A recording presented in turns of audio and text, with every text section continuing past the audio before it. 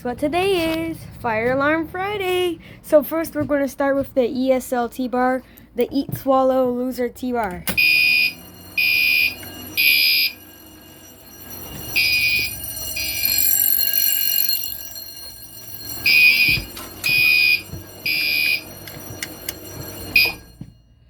I turned it off using the fire alarm control panel.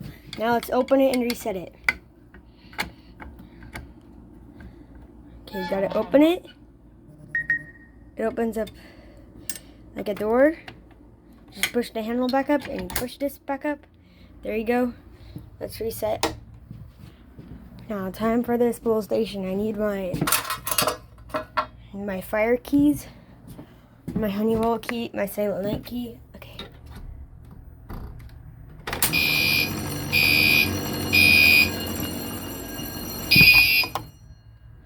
Oopsies. Well,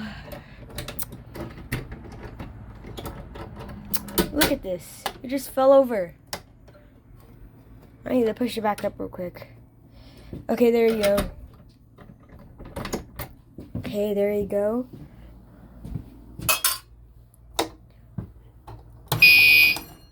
That was Fire Alarm Friday. See ya.